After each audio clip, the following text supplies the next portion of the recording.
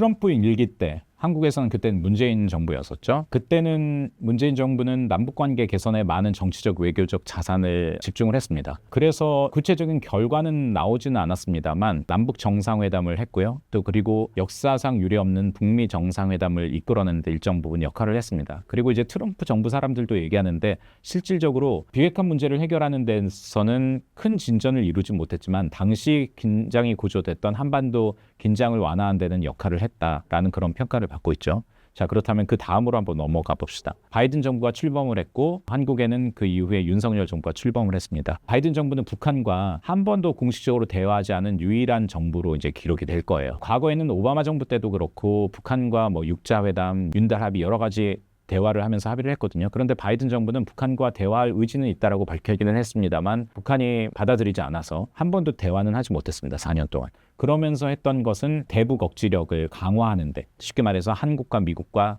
일본의 군사적인 협력을 강화하는 데 집중을 했습니다. 거기에 윤석열 정부가 굉장히 앞장섰고요. 그러면서 북한과의 관계는 굉장히 단절이 됐죠. 그리고 한국 지도자의 입에서 북한에 대한 굉장히 자극적인 이야기도 나왔고요. 지난 트럼프 일기와 문재인 정부, 바이든 정부와 그리고 윤석열 정부 이 둘 중에 무엇이 좋냐, 어떤 것으로 앞으로 4년을 기대하느냐라고 물어본다면 아마 상당수 많은 사람이 트럼프, 문재인 때 괜찮은 부분도 있었지만 아쉬웠어 라고 얘기를 할 것이라고 생각하고요. 그리고 바이든과 윤석열 정부 때 그래 대북 억지력을 강화하는 데 많은 노력을 했지. 하지만 굉장히 남북관계가 단절됐고 좀 험악해졌잖아. 군사적 긴장감도 고조됐고. 그래서 이건 뭐 양비론이 아니라 다음 앞으로 4년은 그 두 가지를 같이 해야 된다고 저는 생각하거든요. 대북 억지력에 대해서 우리가 충분히 대비를 하면서도 이 억지력만으로는 북한 문제를 해결하지 못한 남북관계의 특수성이 있습니다. 제가 이 트럼프 청서를 쓰면서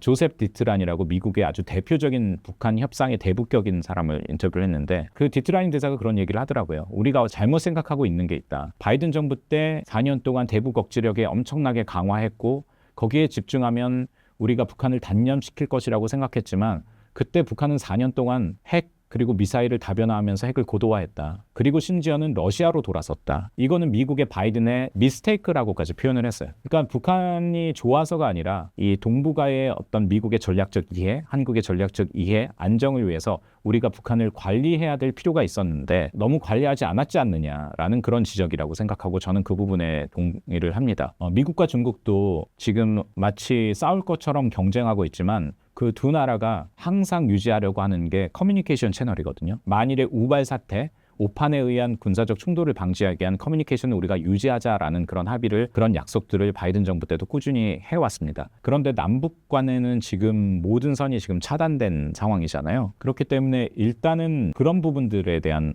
어떤 저는 복원이 필요하다고 생각하고요. 그래서 이제 저의 결론은 현재에서 지난 8년간의 어떤 남북 관계 여러 가지의 어떤 다이나믹이 있었잖아요. 그런 것들을 수렴한, 그런 것들을 정반합으로 이루어가는 그런 정책들을 좀 우리가 해볼 필요가 있을 것 같습니다. 그리고 또 기회가 있는 게 트럼프 일기를 한국이 상대를 해봤잖아요. 그리고 트럼프 일기 때 북한 문제와 관련돼 가지고 갈 수 있는 최대치까지 한번 가봤고요. 그런 경험들이 있기 때문에요. 좀 가능성이 좀 있을 것 같습니다. 그런데 저는 사실 변수는 김정은이라고 생각하거든요. 과연 김정은이 나올 것이냐. 그리고 김정은이 원하는 어떤 그런 조치들을 미국이 할 것이냐라는 부분이 큰 숙제라고 생각하는데 제가 앞서 얘기했던 조셉 디트라니 대사는 이런 얘기를 했습니다. 북한 문제를 해결하는 데 있어서 미국도 그렇고 한국도 그렇고 상호 간에 필요한 게 신뢰를 회복하는 것이다. 근데 사실 이 말이 굉장히 막연하게 들리잖아요. 과연 어떻게 적국과 우리가 신뢰를 회복할 수 있어? 그런데 우리가 역사적으로 따져보면 적대국 간의 새로운 관계를 시도할 때 항상 신뢰 조치가 있었어요. 그렇잖아요. 그 트럼프 일기 때도 북한에 있는 미군 전사자 유해를 송환하는 조치들이 있었고 그리고 과거에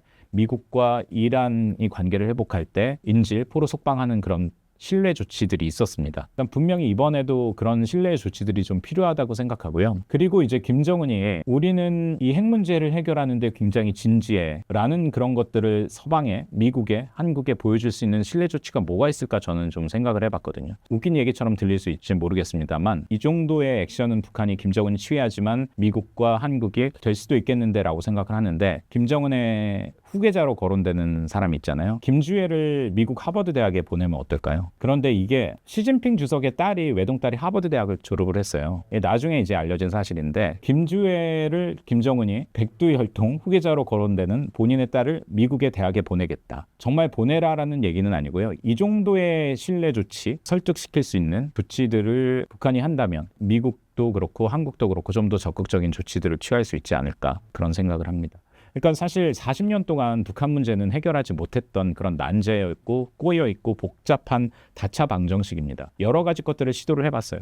실무 협상가들을 통한 협상도 해봤고 트럼프, 김정은 톱다운도 해봤고 그리고 거의 전쟁은 안 일어났지만 거의 일촉즉발의 상황까지 가봤고요. 그렇다고 우리가 전쟁의 상황까지 또 갈 필요는 없습니다. 그렇기 때문에 이 복잡한 문제를 해결하기 위해서는 정말 해보지 않았던 창의적인 접근들이 조금 필요하고 그런 것들을 서로에게 좀 요구하는 그런 것들이 필요하다고 생각하거든요. 아마 트럼프도 평양에 가서 대륙간 탄도미사일 ICBM 몇 개 들고 오는 그런 쇼를 할 수도 있을 거예요. 왜냐하면 미국 입장에서는 대륙간 탄도미사일 ICBM이 가장 큰 미국의 위협이잖아요. 핵탄두를 장착한. 그래서 내가 요거 가지고 왔잖아 라고 보여주는 어떤 일종의 쇼가 될 수 있겠죠.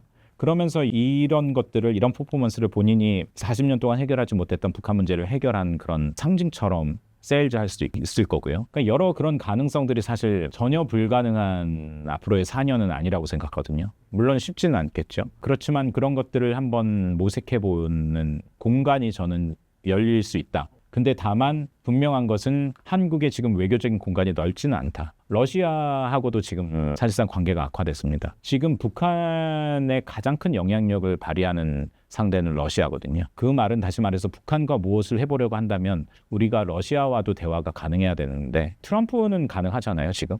그리고 당장 한다라는 거고요. 그리고 트럼프가 분명히 러시아와 푸틴하고 북한 문제를 얘기할 거라고 생각하거든요. 그렇다면 우리는 과연 푸틴하고 북한 문제를 해결할 수 있는 상황인가? 이야기할 수 있는 상황인가? 그렇다면 중국하고는 최근에 계엄 상황에서 중국을 자극하는 그런 일들이 좀 있었잖아요. 그러니까 여러모로 봤을 때 한국의 외교적인 공간은 좁아진 것만은 사실입니다. 그런데 판을 흔드는 지금 트럼프라는 인물이 지금 이제 다시 등장을 하고 있잖아요. 그렇기 때문에 우리가 이 판을 잘 읽고 우리에게 꼭 필요한 수를 둔다면 다시 우리가 뭔가 미래를 모색해 볼 수 있는 그런 외교적인 공간들이 열릴 수도 있다고 저는 생각합니다.